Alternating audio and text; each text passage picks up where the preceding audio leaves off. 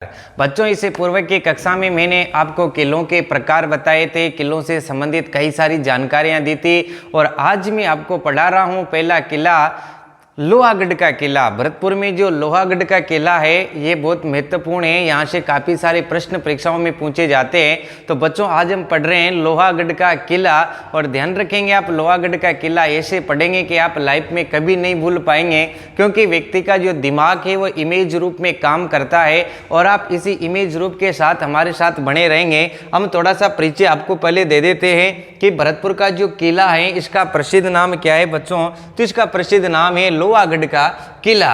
इसे लोहागढ़ क्यों कहते हैं ये भी हम कई सारी बातें करेंगे, लेकिन सबसे पहले हम जो भी किला पढ़ते हैं बच्चों उसकी श्रेणी के विषय में जानते हैं कि इसकी श्रेणी क्या है। तो भरतपुर का जो लोहागढ़ है बच्चों ये पारीक श्रेणी में आता है और कल मैंने आपको बता दिया था खैसे खाई कि ऐसा किला जिसके चारों ओर गहरी खाई खुदी हो वो क्या कहलाता है, पारीक दुर्ग कहलाता है। साथ में आप ध्यान रखेंगे ये दुर्ग बच्चों स्थल दुर्ग की श्रेणी में भी आता है। तो आप लोगों से अगर पूछ लिया जाए कि भरतपुर का किला किस श्रेणी का है तो आप लोग बता देंगे कि पारीक दुर्ग और स्थल दुर्ग दोनों ही श्रेणियों के अंदर आता है। लोहागढ़ के दुर्ग के निर्माण के विषय में अगर हम बातचीत करते हैं बच्चों तो हम सबसे पहले देखते हैं इनके निर्माता के विषय में, किस किले के निर्माता कौन हैं। तो आप लोग ध्यान रखेंगे इस किले के निर्माता बच्चों सूरजमल जाट है। कौन है? सूरजमल जाट। भरतपुर के किले के इस लोहागढ़ का जो निर्माण करवाया वह किसने करवाया है बच्चों? सूरजमल जाट ने करवाया है।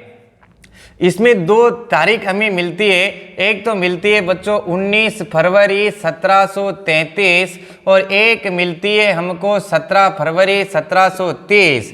तो आप ध्यान रखेंगे 19 फरवरी 1733 ईस्वी के दिन इन्होंने सूरजमल जी जाट ने इनका निर्माण करवाया था। लेकिन ये निर्माण से पहले यहाँ पर क्या था तो आप लोग ध्यान रखेंगे यहाँ पर एक चौबुर्जी थी और इस चौबुर्जी का निर्माण किसने करवाया था? खेमकरण ने करवाया था, खेमकरण जाट ने करवाया था। तो खेमकरण जाट की चौबुर्जी पर ही इन्होंने इस लोहागढ़ का निर्माण करवाया है। ये सब भी आप ध्यान रखेंगे 19 फरवरी 1733 ईस्वी के दिन इसका निर्माण हुआ था। काफ़ी सारी बातें करेंगे, उससे पहले हम देख लेते हैं इसकी संरचना को कि लोहागढ़ का किला कैसा बना हुआ है। तो आप मेरे साथ जरा इधर देख लेंगे, एक मिनट में आपको पहले लोहागढ़ का किला पूरा दुर्ग बना करके बता देता हूँ कि किस प्रकार बना हुआ है। पारीक दुर्ग तो बच्चों आप ध्यान रखेंगे पारीक दुर्ग किसे कहते हैं। इस प्रकार ये किला बन रखा है और इस किले के चारों ओर इस प्रकार एक ये दीवार है और इसके बाहर इस प्रकार एक खाई है। अभी आपके समझ में नहीं आई होगी, मैं बता दूं, इसमें मैं लिखता हूं ये क्या है, एक दीवार है। ये क्या है बच्चों? एक दीवार है और इस दीवार में क्या भर रखी है? चिकनी काली मिट्टी। ध्यान रखेंगे आप, इसमें क्या भर रखी है? चिकनी काली मिट्टी और इसकी चौड़ाई इतनी है कि इस पर एक साथ 2 ट्रक चल सकते हैं। ये भी आप भरतपुर की जो दीवार है उसकी जो चौड़ाई है वो कितनी है, उसमें 2 ट्रक एक साथ चल सकते हैं और इसमें चिकनी काली मिट्टी को बढ़िया दबा करके भरा गया है। ये सब आप ध्यान रखेंगे। और ये आपको बाहर जो नज़र आ रही है बच्चों ये बाहर क्या है? ये खाई है, ये पारीद है और इसके अंदर शानदार इस प्रकार एक दुर्ग बना हुआ है। ये क्या कहलाता है? ये भरतपुर का लोहागढ़ कहलाता है। जरा आप लोग ये ध्यान रखेंगे। इस लोहागढ़ की जो पारीक है बच्चों, इस पारीक में पानी कहाँ से आता है ये भी आप लोग ध्यान रखेंगे। तो देखो ये इस प्रकार आप लोग ध्यान रखेंगे 2 नदियाँ हैं। एक नदी का नाम तो है बच्चों बाण गंगा नदी और बाण गंगा नदी आप लोगों को पता होगा जयपुर से निकलती है और राजस्थान की ऐसी नदी है जो डायरेक्ट किस में मिलती है? यमुना नदी में। दूसरी नदी है बच्चों रूपारेल नदी और बाण गंगा नदी और रूपारेल नदियों के पानी को रोक करके क्या बनाई गई है? मोती झील बनाई गई है। ध्यान रखेंगे आप मोती झील किन नदियों के संगम पर बनाई गई हैं? तो बाणगंगा और रूपारेल नदियों को रोक करके क्या बनाई गई है? मोती झील। इस मोती झील से भरतपुर को पेयजल आपूर्ति करवाई जाती है, इसलिए इसे भरतपुर की लाइफ लाइन भी कहा जाता है। ये भी आप ध्यान रखेंगे, परीक्षा में आ रखा है। लाइफ का मतलब जीवन और लाइन का मतलब रेखा। भरतपुर की जीवन रेखा या लाइफ लाइन किसे कहा जाता है? इस प्रकार भी प्रश्न पूछ ले तो आप ध्यान रखेंगे, ये मोती झील को कहा जाता है। मोती झील में से इस प्रकार एक नहर निकाली गई है, बच्चों ध्यान रखेंगे, और उस नहर का नाम क्या है? सुजान नहर। आपसे इस प्रकार भी प्रश्न पूछा जा सकता है कि सुजान नहर का उद्गम कहाँ से होता है? मोती झील से। और ये सुजान नहर से पानी कहाँ पर आता है? भरतपुर की खाई में। मैं थोड़ा और आपको बता देता हूँ, भरतपुर में जो हमारी नम भूमि है केवलादेव घना पक्षी अभ्यारण्य, और इस केवलादेव घना पक्षी अभ्यारण्य में बच्चों घना पक्षी अभ्यारण्य में पानी कहाँ से जाता है? ऐसा भी आप लोगों से पूछा जा सकता है। तो इसमें पानी जाता है बच्चों अजान बांध से। कहाँ से जाता है? अजान बांध से। देखो, किले पढ़ने से पहले आपको सारी जानकारी जुटानी पड़ेगी। किला में आपको ऐसा पढ़ाऊंगा कि आप कभी नहीं भूलेंगे, वापस से इनको पूरा रिवाइज करवाऊंगा, आपको बनाना भी सिखाऊंगा। लेकिन ऐसे प्रश्न जो परीक्षा में आ जाते हैं और आप गलती कर देते हैं, अब आप गलत नहीं करेंगे। तो केवलादेव घना पक्षी अभ्यारण्य में पानी किससे जाता है रे बच्चों? अजान बांध से। और अजान बांध में पानी किससे जाता है? इसी सुजान नहर से। तो आप लोग ध्यान रखेंगे कि केवलादेव घना पक्षी अभ्यारण्य में पानी कहाँ से जाएगा? अजान बांध से। इस भरतपुर की पारिक में भी पानी कहाँ से आता है? सुजान नहर से। और सुजान नहर किससे निकाली है? मोती झील से। और मोती झील किन नदियों के संगम पर बनाई गई है? बाणगंगा और रूपारेल नदियों के संगम पर। और मोती झील से भरतपुर जिले को पेयजल आपूर्ति कराते हैं, इसलिए इसको भरतपुर की लाइफ लाइन या जीवन रेखा भी कहते हैं। देखो बच्चों, आपको पता होगा कि जब किले के बाहर सुरक्षा के लिए खाई खोदते तो हम खाई में उतर करके आगे निकल सकते हैं, लेकिन इस खाई को अब वापस किससे भर दिया? पानी से भर दिया। पानी से भरते तो और आसान हो गया कि तैर करके चले जाए, लेकिन ऐसा नहीं है। यहाँ पर क्या करेंगे कि इसमें जहरीले जानवर एवं भूखे मगरमच्छ डाल देते हैं, और जैसे ही यहाँ पर आकर के खड़े होते हैं तो उन्हें पकड़ करके खा जाते हैं, इसलिए किले की सुरक्षा बराबर बनी रहती है। ये सब आप ध्यान रखेंगे। अब हम इस किले की बातचीत करते हैं और इसकी व्याख्या करते हैं। तो सबसे पहले हमने इसका जान लिया था निर्माता। इनके निर्माता कौन थे बच्चों? 19 फरवरी 1733। निर्माण कब करवाया? 19 फरवरी 1733 में। और किसने करवाया था बच्चों? सूरजमल जाट ने। ये भी आप ध्यान रखेंगे। निर्माता कौन है? सूरजमल जाट। और निर्माण कब करवाया? 1733 में। इन्होंने जो निर्माण करवाया था वो एक चौबुर्जी नामक स्थान था, ये भी आप ध्यान रखेंगे। और इस चौबुर्जी का यहाँ पर ऐसे एक चौबुर्जी थी, इस चौबुर्जी का निर्माण जो करवाया था वो किसने करवाया था? अभी मैंने आपको बताया है, खेमकरण जाट के द्वारा करवाया गया था। ये भी आप ध्यान रखेंगे। सूरजमल जाट से संबंधित अगर मैं आपको बातें बताऊं तो सूरजमल जाट को जाटों का प्लेटो कहा जाता है, ये भी आप ध्यान रखेंगे। जाटों का प्लेटों के साथ साथ इसे जाटों का अफलातून भी कहा जाता है बच्चों, ये भी आप ध्यान रखेंगे। और एक परीक्षा में इस प्रकार प्रश्न पूछा गया था कि जाटों का कमल पुष्प किसे कहते हैं? तो जाटों का कमल पुष्प भी किसे कहते हैं बच्चों? सूरजमल जाट को ही कहते हैं। ये सभी आप ध्यान रखेंगे। इस किले के विषय में अगर हम बातचीत करते हैं बच्चों तो ये दुर्ग निर्माण पद्धति का ध्यान रखेंगे आप। यह दुर्ग निर्माण पद्धति का राजस्थान में अंतिम दुर्ग है। दुर्ग निर्माण पद्धति का राजस्थान में क्या है बच्चों? अंतिम दुर्ग है। मतलब इसके बाद राजस्थान में कोई भी किला नहीं बनाया गया है। आप ध्यान रखेंगे, राजस्थान में दुर्ग निर्माण पद्धति का अंतिम दुर्ग कौन सा है? यही भरतपुर का लोहागढ़ है। आप ध्यान रखेंगे। और इसके बाद कोई दुर्ग नहीं बनाया गया तो आप कह सकते हैं कि राजस्थान का सबसे नवीनतम दुर्ग कौन सा है? तो आप लोग ध्यान रखेंगे, राजस्थान का सबसे नवीनतम लेटेस्ट दुर्ग भी कौन सा है बच्चों? यही भरतपुर का लोहागढ़ है। निर्माण सूरजमल जाट ने करवाया, चौबुर्जी पर करवाया था, जिसका निर्माण खेमकरण जाट ने करवाया था। सूरजमल जी को जाटों का प्लेटो कमल पुष्प अफलातून कहा जाता है। और ये दुर्ग निर्माण पद्धति का अंतिम दुर्ग है, मतलब इसके बाद राजस्थान में किसी भी दुर्ग का निर्माण नहीं करवाया गया, इसलिए ये राजस्थान का सबसे नवीनतम दुर्ग है। बच्चों, राजस्थान का सबसे प्रारंभिक दुर्ग भटनेर हनुमानगढ़ का है, जो राजस्थान का सबसे प्राचीन है और राजस्थान में बनाया गया पहला किला है। उसकी भी हम बातचीत करेंगे, लेकिन आज हम इसको व्याख्यात्मक विस्तार से जानेंगे, ये आप ध्यान रखेंगे। तो मैं इसको जरा आगे बढ़ाता हूं और हम देखते हैं इसकी विशेषताओं के विषय में। तो देखो, ये सबसे नीचाई में स्थित किला है। आपसे पूछ लिया जाए कि राजस्थान में सबसे नीचाई में स्थित किला कौन सा है, तो आप लोग ध्यान रखेंगे भरतपुर का किला राजस्थान में सबसे नीचाई पर स्थित है। सर्वाधिक सबसे नीचाई पर स्थित किला कौन सा है? समुद्र तल से सबसे नीचाई पर स्थित किला यही है, भरतपुर का किला है। ये सभी बच्चों आप ध्यान रखेंगे। नेक्स्ट अगर बच्चों हम बातचीत करते हैं तो देखो, भरतपुर की स्थिति पूर्व में होती है और पूर्व में होने के कारण बच्चों इसको पूर्वी सीमा का प्रहरी कहा जाता है। ये भी आप ध्यान रखेंगे कि पूर्वी सीमा का प्रहरी किसे कहा जाता है? पूर्वी सीमा का प्रहरी लोहागढ़ भरतपुर को ही कहा जाता है। ध्यान रखेंगे इस पर ये मिट्टी, ये काली मिट्टी बच्चों, ये काली मिट्टी भरी गई है और ये काली मिट्टी भरी जाने के कारण इसे क्या कहते हैं? मिट्टी का किला। ये भी आप ध्यान रखेंगे, इसे क्या कहते हैं? हम मिट्टी का किला कहते हैं। भरतपुर के किले को मिट्टी का किला भी कहा जाता है। ध्यान रखेंगे आप, जिस प्रकार ये मिट्टी कैसे काम आती है, ऐसे एक चबूतरा बनाया जाता है और इस चबूतरे को हम कहते हैं पासीब। और पासीब किस काम आती है, ये आप ध्यान रखेंगे, ये तोप चलाने के काम आती है।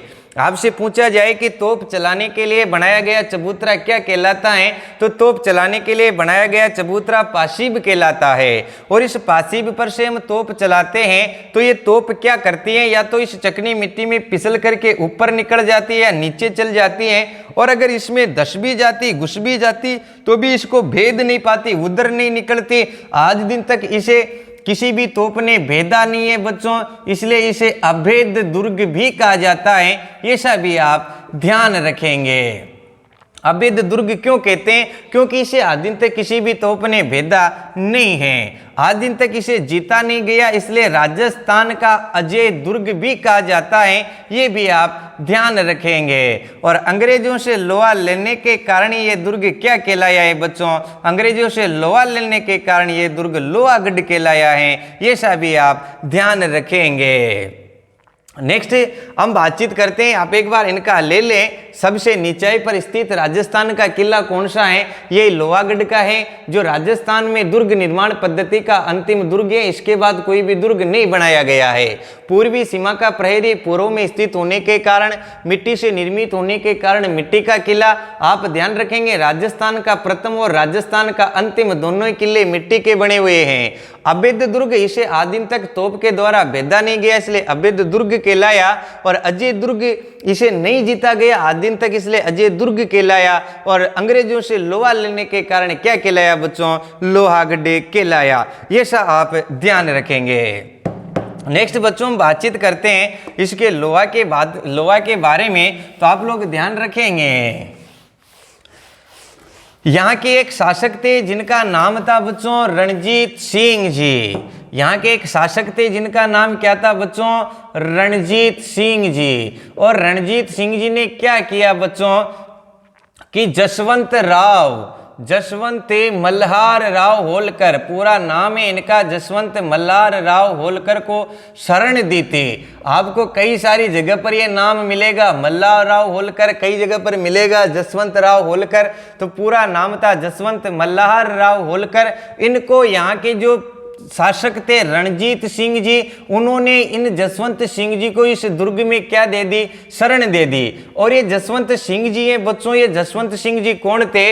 ये अंग्रेजों के शत्रु थे, अंग्रेजों के प्रबल शत्रु थे। ध्यान रखेंगे, कौन थे ये अंग्रेजों के प्रबल शत्रु थे। और अंग्रेजों के प्रबल शत्रु को जब यहाँ पर शरण दे दी तो बच्चों क्या होता है कि अंग्रेज नाराज हो जाते हैं। अंग्रेज नाराज होते ही पहले अंग्रेजों का जो सैनिक था जिसका नाम था कैप्टन लेक, और कैप्टन लेक 1805 ईस्वी के अंदर रणजीत सिंह जी के समय दुर्ग पर आक्रमण कर देता है। और कितनी बार आक्रमण किया बच्चों? 5 बार आक्रमण किया। आप ध्यान रखेंगे 5 बार इन्होंने आक्रमण किया, लेकिन पांचों ही बार क्या रहे बच्चों? असफल रहे। अंग्रेज भी इसे नहीं जीत सके थे, इसलिए तो इसे अजय दुर्ग कहा जाता है। अंग्रेजों की तोपों ने भी इसे भेदा नहीं था, इसलिए इसे अभेद दुर्ग कहा जाता है। और कैप्टन लेक ने 1805 में जो 5 बार आक्रमण किए, एक भी बार असफल नहीं हुआ। तब आप ध्यान रखेंगे एक लोकगीत आया, हट गोरा राज भरतपुर रो। यहां से एक लोकगीत का भी निर्माण होता है।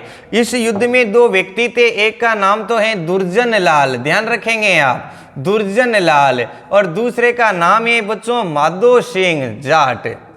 दुर्जन लाल जाट और माधो सिंह जाट, इन 2 के बारे में कहा जाता है कि 8 फिरंगी 9 गोरा और लड़े जाट का 2 छोरा। आपसे पूछ लिया जाए कि 8 फिरंगी 9 गोरा और लड़े जाट का 2 छोरा, वो 2 छोरा कौन थे? तो वह 2 छोरा थे दुर्जन लाल और माधो सिंह जाट, जो इस युद्ध के अंदर ये काम आगे थे। ऐसा आप ध्यान रखेंगे, इन्होंने बहुत बढ़िया काम किया था इस युद्ध में, इसलिए इन पर लोकोक्ति बन गई कि 8 फिरंगी 9 गोरा और लड़े जाट का 2 छोरा। और 2 छोरा कौन है? दुर्जन लाल और माधो सिंह जी जाट। ये सब भी आप ध्यान रखेंगे। जब अंग्रेज इन जाटों को नहीं हरा सके, तब अंग्रेजी सेना जो थी बच्चों वह घबरा गई। और सर चार्ल्स नेटखोफ नामक एक अंग्रेज साहित्यकार हुए, ध्यान रखेंगे। और सर चार्ल्स नेटखोफ ने कहा है कि ब्रिटानी फौजों की प्रतिष्ठा भरतपुर के दुर्भाग्यपूर्ण घेरे में दब गई है। ऐसा भी आप ध्यान रखेंगे। सर चार्ल्स नेटखोफ ने ऐसा कहा है, जब अंग्रेज नहीं जीत पाए तो ब्रिटानी फौजों की प्रतिष्ठा भरतपुर के दुर्भाग्यपूर्ण घेरे में दब गई है। नेक्स्ट हम बातचीत करते हैं कि अंग्रेज इसे क्यों नहीं जीत सके। तो पहली तो अंग्रेज इसको पार नहीं कर सके, दूसरी बात इनकी तोपें इस मिट्टी में फंस गए, और तीसरी बात बच्चों यहाँ पर ध्यान रखेंगे, अष्ट धातु से निर्मित दरवाजा है। अष्ट धातु से निर्मित क्या है? यहाँ पर दरवाजा है। और इस भरतपुर के उत्तरी दरवाजे को लोहिया दरवाजा कहा जाता है। और मुख्य द्वार हैं उसे कौन से निर्मित हैं? मुख्य द्वार अष्ट धातु से निर्मित हैं। ये सब आप ध्यान रखेंगे।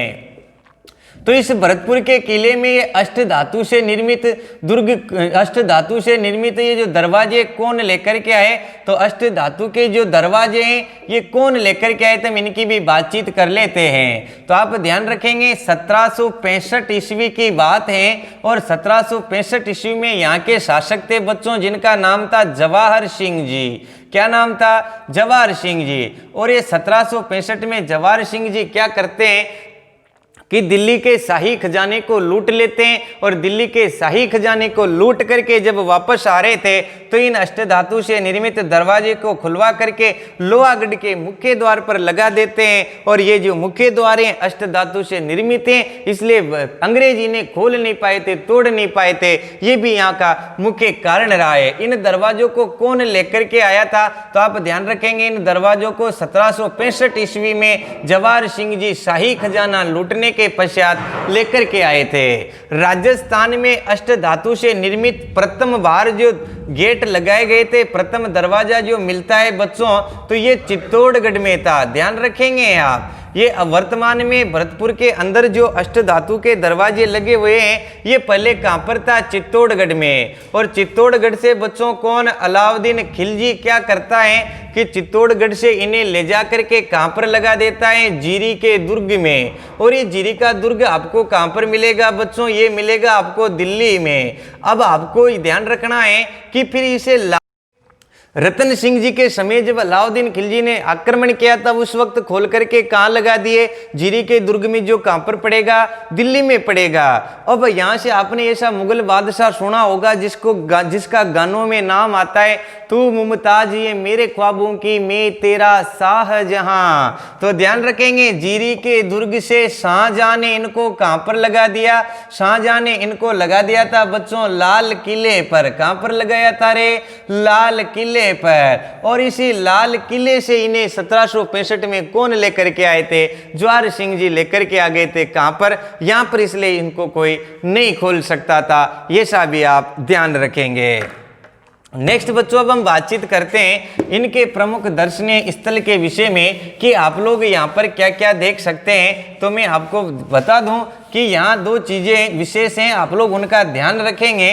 सबसे पहले तो आप लोगों को पता रखना है जवाहर पोल। यहाँ पर इस प्रकार एक बहुत ही सुंदर जवाहर पोल का निर्माण हो रखा है। और इस जवाहर पोल का निर्माण किसने करवाया था, तो आप ध्यान रखेंगे इस जवाहर पोल का निर्माण जवाहर सिंह जी ने करवाया था। जवाहर पोल का निर्माण किसने करवाया था, जवाहर सिंह जी ने करवाया था, ये आप लोग ध्यान रखेंगे।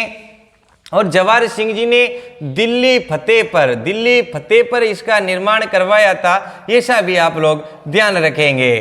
पूर्व में जवाहर पोल के ऊपर एक स्थान है और यहीं पर जो जाटों का राज तिलक किया जाता था, लेकिन वर्तमान में नहीं किया जाता है। स्टार्टिंग के अंदर जो जवाहर पोल में इनका क्या किया जाता था बच्चों, राज तिलक किया जाता था, ये भी आप ध्यान रखेंगे। नेक्स्ट है बच्चों यहाँ पर फतेह पोल। और यहाँ फतेह पोल का निर्माण किसने करवाया था, यहाँ पर इस फतेह पोल का निर्माण करवाया था बच्चों रणजीत सिंह ने। अंग्रेजों से फतेह होने पर यहाँ पर इन्होंने क्या करवाया, एक फतेह पोल का निर्माण करवाया था, ये सब भी आप ध्यान रखेंगे। नेक्स्ट बच्चों आप ध्यान रखेंगे कचहरी कला। और यहाँ की कचहरी कला भी प्रसिद्ध है। यहाँ की कचहरी कला कैसे प्रसिद्ध है मैं आपको बता दूं कि 18 मार्च 1948 के दिन मत्स्य संघ का उद्घाटन, ध्यान रखेंगे आप, मत्स्य संघ का उद्घाटन जो किया गया था बच्चों, वह कहाँ पर किया गया था, मत्स्य संघ का उद्घाटन भरतपुर के कचहरी कला में किया गया था, ये सब आप लोगों को ध्यान रखना है। और एक कचहरी कला दीवान ए आम का काम करती थी। यहाँ पर आम आदमी बैठ कर के राजा उनकी क्या लिया करता था, बैठक लिया करता था। और भरतपुर के किले में अंतिम बात आप ध्यान रखेंगे, भरतपुर के जाट वंश की कुल देवी जिसका नाम क्या है बच्चों, राजेश्वरी माता। भरतपुर के जाट वंश की कुल देवी है जिनका नाम है बच्चों राजेश्वरी माता। और राजेश्वरी माता का मंदिर भी कहां पर बन रखा है, इसी भरतपुर के किले में बन रखा है। तो निश्चित ही बच्चों आपको भरतपुर का किला समझ में आया होगा। मैंने बहुत शॉर्ट और सही तरीके से आपको भरतपुर का किला बता दिया है। अब आप किसी भी परीक्षा के लिए तैयार हैं, भरतपुर के किले से संबंधित जानकारी आपको पसंद आई है तो मुझे कमेंट करके जरूर बताइए। और साथ में आपने अभी तक भी हमारे चैनल को सब्सक्राइब नहीं किया है तो प्लीज आप सब्सक्राइब करके बेल आइकन पर क्लिक कर दीजिए ताकि नेक्स्ट वीडियो आपको मिलते रहे।